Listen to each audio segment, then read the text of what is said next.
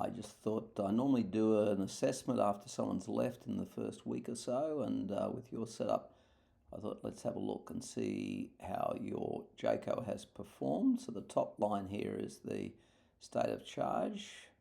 Pretty much for your trip home, it's sitting on 100 or close to it. Here's the battery voltage that you can see here, went up to 62.83. That's good. Did the same thing again. And the number we look at here is this charge and discharge current limit. You see here it's 0. That means it can't charge anymore. The batteries are full. Here you can see it's 100. A little glitch there, don't worry about that, the 99. But that means that in this period here, the battery's saying, don't charge me. And let's have a look. During that period of time, the DC system here is Scotty. So Scotty was only charging, it stopped charging here when the charge current limit went very low to 10 amps, 600 watts. You can see at the bottom there, minus 594. That's sort of textbook perfect.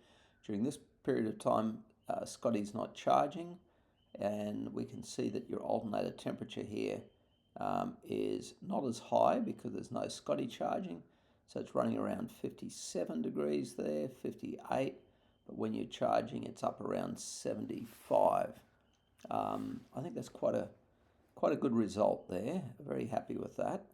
And then your roof solar started to cut in back here now, well, further forward in time. So you must be stationary here, I'd say. Yep.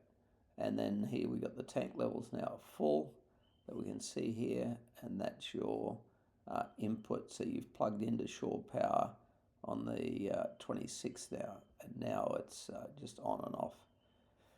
And now you're on inverter only mode here. You're not plugged into shore power anymore because you're out in the sun. There's your AC output power. So Paul, I'd give this an excellent scorecard.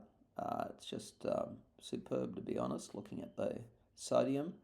And drop me a line or give me a call if you've got any questions at all. Thank you.